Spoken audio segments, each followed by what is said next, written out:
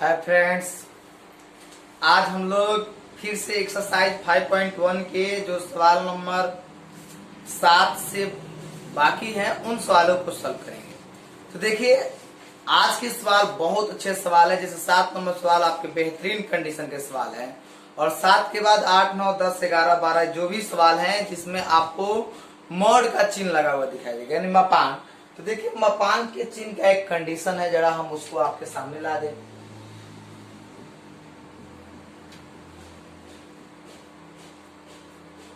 देखिएगा, इस कंडीशन में क्या है कि यदि कोई राशि मॉड x माइनस ए हो, सपोज दैट कोई भी फंक्शन मापांक के अंदर हो मॉड x माइनस ए, तो यहां हम लोग अगर लेस देन का यूज करेंगे तो ये राशि जब लेस देन मापांक कोई फलन है, यानी मापांक में कोई राशि होगा मॉड के अंदर और वहां लेस देन यूज करेंगे तो ये राशि माइनस एक्स माइनस ए हो जाएगा।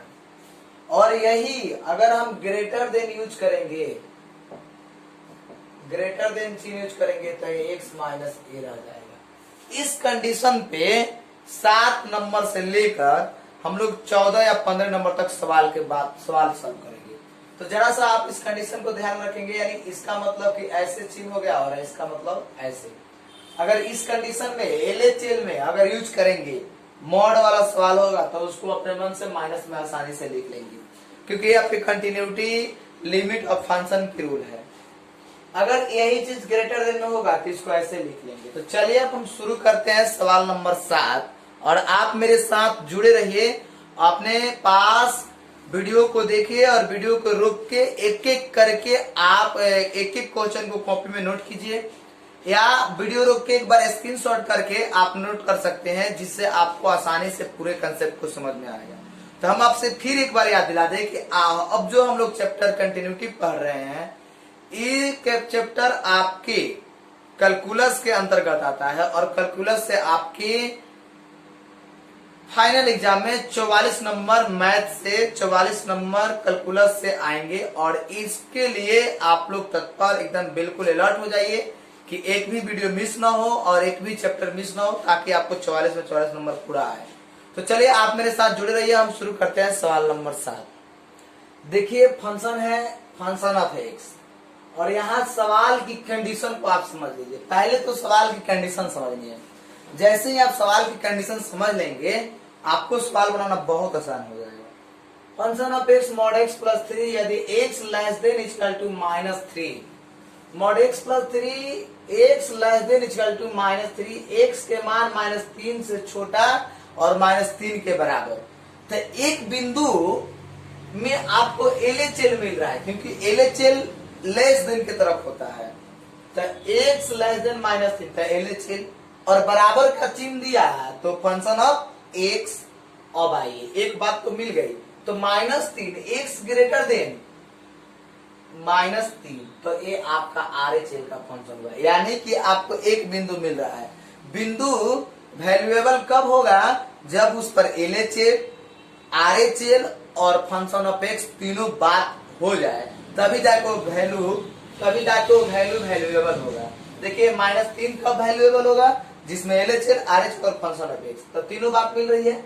एलएचएल के लिए यही फंक्शन होगा, आरएचएल के लिए -2x वाला फंक्शन होगा और बराबर के लिए मॉड x प्लस 3 वाला फंक्शन होगा। ये बात हम लोग समझ रहे हैं। अब एक और बिंदु दिख रहा है 3, आप जरा ध्यान से देख सकते हैं। क्या इसमें एलएचएल, आरएचएल और फंक्शन ऑफ एक्स मिलकर दिखाई दे रहा है? बिल्कुल, ध्यान से देखिएगा। x के मान 3 से छोटा, तो जैसे छोटा वाली बात आई, हमको याद आ रहा है कि भाई वो कौन फंक्शन में आ जाएगा? LHL, left hand limit.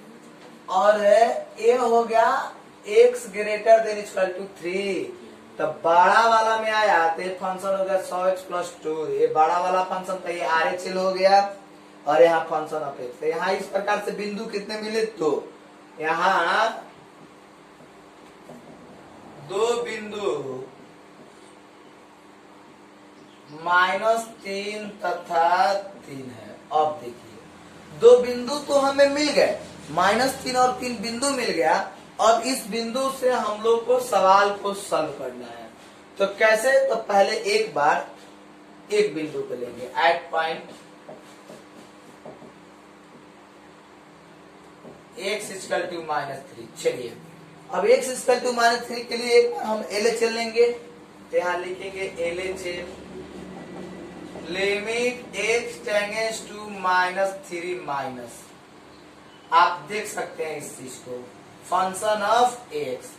अब आप बता दीजिए हमको कि माइनस LHL के लिए, तो LHL के लिए दे ना शर्त हुआ x लेस देन -3, तो x less than -3 limit x tends to -3। देखिए माइनस के मतलब नेगेटिव की तरफ गया, तो नेगेटिव है x लेस देन -3 हुआ, तो इसको हम लोग mod x plus 3, mod x plus 3। अब आइए जैसे हमने मॉड x प्लस 3 लिखा, अब आपको यहाँ पे ध्यान देनी है, आप देख सकते हैं mod x minus a less than, तो जैसे लेस देन की बात आई आपके दिमाग में बात आनी चाहिए कि लेस देन में मॉड हटेगा, आप इस कंसेप्ट को समझिए, लेस देन में मॉड हटेगा, तो मॉड हटेगा तो माइनस लगेगा, तो यहाँ पर हो जाएगा क्या, limit x tends to -3 minus x plus 3। आप देख सकते हैं इस कंसेप्ट को इस कंसेप्ट से तुलना कीजिए, यही सबसे बड़ी चीज है। अगर आप कंटिन्यूटी में थोड़ी सी मिस करेंगे ना, सवाल आपसे नहीं बनेगा और आप उस चीज को समझ नहीं पाएंगे। लेकिन यहाँ पर समझ सकते हैं मॉड x माइनस ए है लेस देन, देखिए less than LHL -3 less than के तरफ जा रहा है, -3 देख के लेस देन नहीं दे रहे हैं, LHL का फंक्शन ये माइनस है, इसको देख के 3 दे रहे हैं, तो मॉड हटेगा तो -x। अब आइए अब हम यहाँ यूज करेंगे लिमिट, तो जैसे लिमिट यूज करेंगे हम लोग लिमिट लिखना छोड़ देंगे, तो यहाँ पर जब हम लिखेंगे तो माइनस और -3 प्लस 3, तो हो गया 3 3 6, LHL का मान आ गया आपका 6। इस प्रकार से अब हम RHL की तरफ चलेंगे, RHL limit x tends to -3 plus, अब ग्रेटर देन चिन्ह को आप देखिए कि वो चिन्ह कहाँ मिल रहा है, ये चिन्ह यहाँ पे मिल रहा है, x के मान -3 से बड़ा और बिंदु -3 ही लिए हैं, तो x के मान -3 से बड़ा, तो function of x limit x tends to -3 plus function of x, तो -2x देख सकते हैं आप। अब आइए जैसे -2x हमने क्यों लिखा, क्योंकि आप देख सकते हैं कि यहाँ ग्रेटर देन का चिन्ह है और ग्रेटर देन RHL में होता है, तो x ग्रेटर देन -3, तो अब यहाँ लिख सकते हैं -2x, तो -2 गुने -3, तो 2 3 6। देखिए LHL और RHL दोनों आपस में बराबर आ गया। अब एक फंक्शन ऑफ x, तो फंक्शन ऑफ x बराबर होता है, तो बराबर चिन्ह को देखना है कि बराबर चिन्ह किस में दिया है, तो यहाँ पर है -3 की तरफ। अब यहाँ मत देखिएगा क्योंकि ये 3 है, -3 देखना है, तो यहाँ लेंगे fx बराबर मॉड x प्लस 3, और देखिए LHL रहता तब न तोड़ते तो माइनस में लिखते, लेकिन यहाँ तो LHL है नहीं, RHL में तो मॉड जेव के त्यों रह जाता है, LHL में टूट के माइनस में आ जाता है, लेकिन अब फंक्शन ऑफ x के लिए क्या होता है, तो बिल्कुल आप मैथ की जो कंडीशन पहले पढ़े हैं सेम वही रूल फॉलो कीजिए कि मॉड का अंदर x का जो मान है पुट कीजिए, और मॉड से जो चीज बाहर निकलता है, कोई राशि बाहर निकलती है तो मापांक के बाहर आती है तो प्लस हो जाता है सेम, तो x बराबर -3 पर, तो 1 -3 मॉड -3 प्लस 3। देखिए आप देखिए इस चीज को, अब मॉड में -3 रखे, मॉड से बाहर आएगा तो क्या होगा, प्लस 3 प्लस 3 6, यानी आप देख रहे हैं कि यहाँ LHL बराबर RHL बराबर फंक्शन ऑफ x, तीनों आपस में बराबर आ गए। और यहाँ पॉइंट भी आप देख रहे हैं, LHL में कंडीशन भी आपके सामने है, इस टोटल बात आपके सामने है, तो लिख सकते हैं so fx is continuity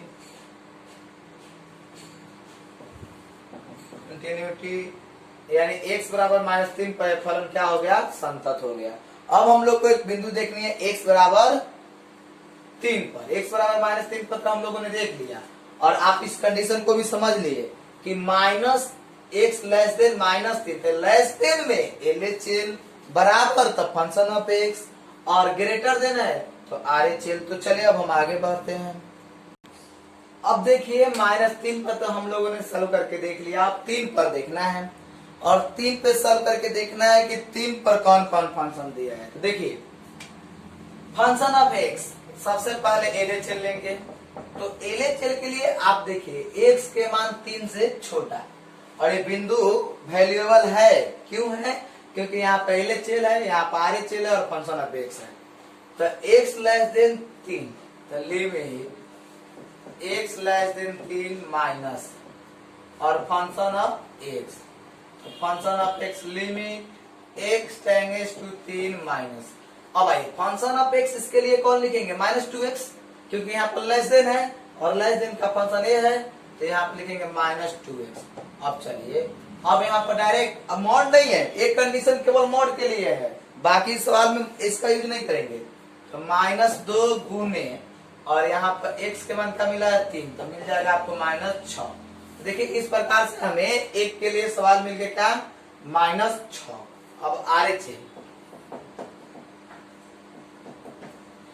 limit function of x, x less than 3 plus, तो आरएचएल फंक्शन में आ गए। तो जैसे ही आरएचएल फंक्शन में आए तो limit x tends to 3 plus function of x, x greater than 3, तो x ग्रेटर देन 3 के लिए जैसे हम आएंगे यहाँ पर, देखिए a मिला हमें 6x प्लस 2, तो यहाँ पर रख देंगे 6x प्लस 2। अब आइए 6x प्लस 2 रख दिए, तो 6 गुने x के मान क्या मिला? 3 प्लस 2, तो 6 3 18, 2 क्या हो गया? 20। तो जैसे 20 आया तो आप इस बात को समझ गए कि ये संतत फलन नहीं होगा। खैर एक और फंक्शन बाकी है, f(x) बराबर के लिए, तो 6x प्लस 2 रखेंगे x बराबर 3, तो f3 6 गुने 3 प्लस 2, तो आ गया 20। अब आइए इसको लिखेंगे, तो LHL बराबर RHL is not equal to RHL। तो अब यहाँ आप देख सकते हैं कि ये जो है फंक्शन संतत फलन नहीं है, तो सो f(x) is not continuity, so f(x) is not continuity, संतत फलन नहीं है। तो इस प्रकार से हम लोगों ने इन सवाल को सॉल्व कर लिया, और इस सवाल से आप बहुत सारे सवाल अपने से भी सॉल्व कर सकते हैं। खैर चलिए हम इसके आगे के सवाल को सॉल्व करते हैं। देखिए 8 नंबर सवाल है, f(x) mod x by x यदि x is not equal to 0, x बराबर 0। तो अब यहाँ पे सोचने वाली बात है कि आपके दिमाग में ये बात आएगी कि सर आपने तो बताया है कि यदि लेस देन हो तो LHL का फंक्शन होगा, और ग्रेटर देन हो तो RHL का फंक्शन होगा। यदि इसमें इक्वल का चिन्ह दे देंगे तो ये फंक्शन ऑफ x हो जाएगा, LHL he function of x हो जाएगा। लेकिन यहाँ पे तो कुछ नहीं दिख रहा है, इसमें तो ना LHL दिख रहा है ना RHL दिख रहा है। तो आप एक बात बताइए, छोटी सी एग्जाम्पल हम आपको देते हैं कि कोई बोले कि हम आपके बराबर नहीं हैं, तो एक बात बताइए, जब हम आपके बराबर नहीं है तो इस कथन से क्या निष्कर्ष निकलता है कि या दो ही कंडीशन हो सकता है, या तो सामने वाला हमसे बड़ा होगा नहीं तो हमसे छोटा होगा, लेकिन वो बराबर नहीं होगा। तो इस बात को समझिए, वही कंडीशन यहाँ मैथ में यूज है। कह रहा है x is not equal to 0, माने x 0 के बराबर नहीं है। तो नहीं है तो क्या क्या है? तो x 0 से छोटा है हो सकता है, और नहीं तो x 0 से बड़ा हो सकता है, लेकिन बराबर नहीं हो सकता है। तो इस चीज को हमें समझना है। तो x is not equal to 0 जैसे ही लिखा, ये दो बातों को कंफर्म कर दिया कि LHL के लिए भी यही फंक्शन है और RHL के लिए भी यही फंक्शन है, जबकि बराबर के लिए फंक्शन 0 दे दिया है। बात समझ गए होंगे आप? यानी जब भी अगर इज नॉट इक्वल टू में कोई डिजिट दिया हो तो आप समझ जाएंगे कि वो बड़ा भी है और छोटा भी है। तो चलिए हम शुरू करते हैं at point x equal to 0।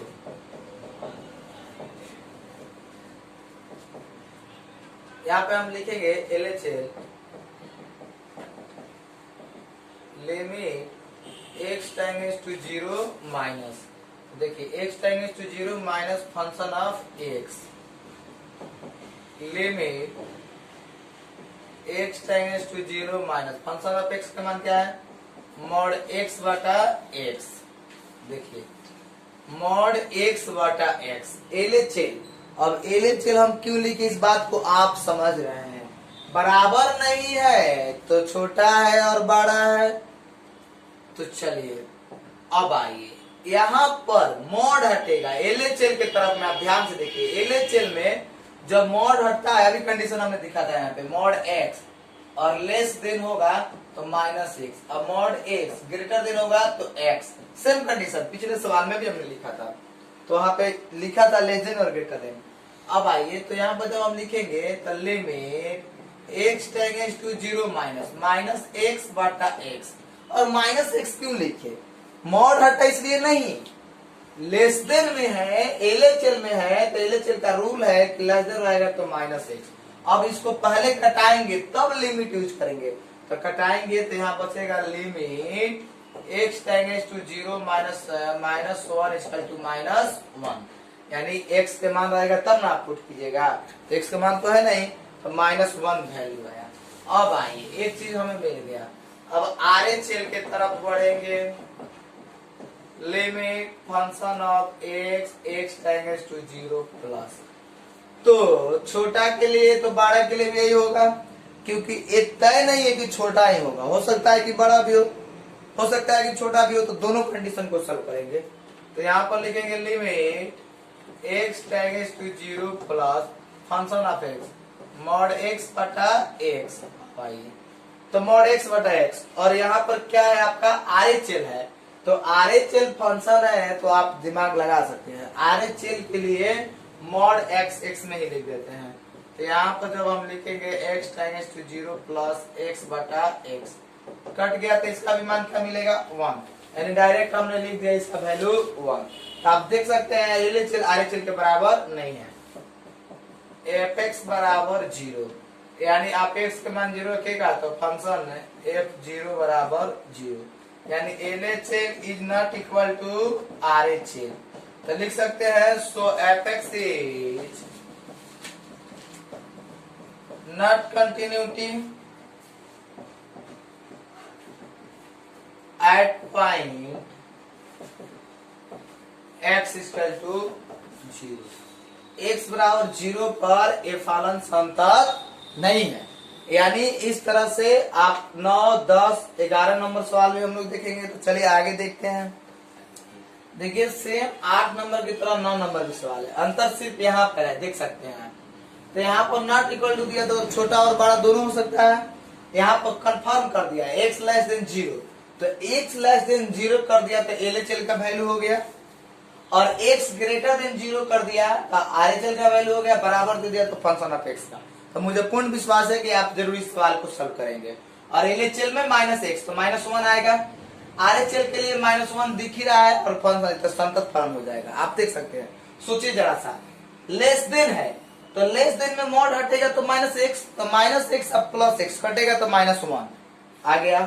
RHL में देख लीजिए ग्रेटर देन में माइनस 1 दिया ही है तो माइनस 1 और बराबर है माइनस 1, तो ये संतत फलन हो जाएगा। तो अब चलिए हम सवाल नंबर 10 सॉल्व करते हैं। देखिए सवाल number 10, function of x x plus 1 यदि x less than x greater than equal to 1, x square plus 1 यदि एक्स लेस देन 1। अब इस सवाल को हमें सॉल्व करना है। तो देखिए आप बिंदु सीधे दिख रहा है, क्या मिला एक्स 1, तो at point x equal to 1 आप बिंदु ले लिए, यानी एक पर जांचना है। तो जांचने के लिए देखिए आपको सब कुछ आसानी से दिख रहा है, ग्रेटर देन है तो आरएचएल, लेस देन है तो एलएचएल, फंक्शन ऑफ एक्स बराबर के लिए ये हो जाएगा। तो चलिए सबसे पहले शुरू करते हैं LHL. Limit x tends to 1 minus LHL में है फंक्शन ऑफ एक्स। अब आइए माइनस यही लिखे लेस देन वाला फंक्शन खोलेंगे, तो लेस देन के फंक्शन ही मिलेगा limit x tends to 1 minus x square plus 1, तो एक्स स्क्वायर प्लस 1 है तो 1 के स्क्वायर रखोगे तो 1 प्लस 1 इक्वल टू 2 लिख दिए। अब आइए अब आरएचएल में चलेंगे, limit x tends to 1 plus function of x तो limit x tends to 1 plus, और यहाँ पर RHL चाहिए तो RHL के लिए फंक्शन मिलेगा x प्लस 1, तो 1 प्लस 1 इक्वल टू 2, तो हमें फंक्शन मिल गया 2, यानी 1 ग्रेटर देन के लिए तो 1 प्लस 1 2 हो गया। अब आइए function of x equal to बराबर चाहिए, तो बराबर के लिए क्या फंक्शन मिलेगा x प्लस 1, क्यों? क्योंकि इसमें बराबर का चिन्ह दिया है। तो x बराबर 1 पर f1 1 प्लस 1 इक्वल टू 2, तो देखिए यहाँ LHL RHL और फंक्शन ऑफ x तीनों का वैल्यू आपस में बराबर हो गया, तो लिख सकते हैं LHL equal to RHL equal to function of x, यानी तीनों का वैल्यू आपस में क्या हुआ बराबर। अब चलिए तो यहाँ लिख सकते हैं so fx is continuity at point x equal to 1, यानी x बराबर 1 पर एक फलन क्या हो गया संतत फलन हो गया। अब इसी सवाल पे आधारित 10, 11, 12 देखिए ये सवाल नंबर 11 और 12 सेम 10 की तरह है, तो हम आपसे उम्मीद करते हैं कि जरूर आप इस सवाल को बनाएंगे। तो चलिए आप इस सवाल को स्क्रीनशॉट या रोक के लिख लीजिए ताकि आप आसानी से सॉल्व कर सके, क्योंकि इस वैल्यू को आप समझ रहे हैं कि जो लेस देन में होगा LHL, जो ग्रेटर देन में होगा RHL और जो बराबर में होगा फंक्शन ऑफ x। तो अब चलिए हम सवाल नंबर 13 को सॉल्व करते हैं। देखिए इस सवाल भी आप आसानी से सॉल्व कर सकते हैं, क्योंकि आपको बोला है क्या fx x plus 5 x less than equal to 1 x minus 5 x greater than equal to 1 द्वारा परिभाषित फलन एक संतत फलन है, यानी जांच के देखना है। तो चलिए सबसे पहले तो हम लिखते हैं at point x equal to 1, यहाँ LHL लिखते हैं limit function of x tends to 1 minus limit x tends to 1 minus और function of x less than के लिए हो जाएगा x प्लस 5, तो 1 प्लस 5 इक्वल टू 6 मिल गया। एक चीज तो हमने कर लिया लेस देन के लिए। अब आइए RHL limit x tends to 1 plus function of x limit x tends to 1 plus, देखिए RHL के लिए फंक्शन, तो RHL के लिए फंक्शन मिला x माइनस 5। अब डायरेक्ट हम फंक्शन लिमिट को रखेंगे, तो लिमिट क्या है 1 माइनस 5 इक्वल टू माइनस 4, देख सकते हैं LHL RHL के बराबर नहीं है। अब एक बचा फंक्शन ऑफ x, तो फंक्शन ऑफ x बराबर के लिए वैल्यू चाहिए, तो मिला x प्लस 5 और ये 1 रखिएगा तो 1 प्लस 5 इक्वल टू 6, यानी आप लिख सकते हैं LHL is not equal to RHL। देखिए तो LHL RHL के बराबर नहीं है, तो संतत फलन नहीं है, तो लिख देंगे so fx is not continuity at point x equal to 1, so fx is not continuity at point x equal to 1। देखिए ये जो फलन है संतत फलन नहीं है। तो इस तरह से हम लोगों ने 13 नंबर तक सवाल को सॉल्व कर लिया। जो इसमें सवाल 1-2 हमने छोड़ा है उसको आप सॉल्व कीजिए। तो इसके अगले वीडियो में जब हम वीडियो आपको बनाएंगे तो उसमें हम 14 नंबर सवाल से सॉल्व करेंगे। यानी आप अगर हम आपसे उम्मीद करते हैं कि आप 14-15 सवाल भी बना सकते हैं आसानी से, अगर आपके पास कंसेप्ट चली गई होगी। और आपसे रिक्वेस्ट है कि आप इस वीडियो को रोक के लिखें, एक एक करके कॉपी में सभी बातों को रखें, थ्योरी कंसेप्ट और जो प्रॉब्लम जो क्वेश्चन है उसको भी, ताकि आपको आगे की कंसेप्ट क्लियर हो जाए। और इस चैनल को ज्यादा से ज्यादा दोस्तों के बीच, भाई बहनों के बीच में आप इसको शेयर कीजिए। और जो साथी लोग अगर इस चैनल को सब्सक्राइब नहीं किए हैं तो जरूर सब्सक्राइब करें, ताकि आने वाले समय में 11th की वीडियो भी हम लोग बना के अपलोड कर सके। तो चलिए तब तक के लिए धन्यवाद, फिर मिलेंगे हम आपसे अगले वीडियो में।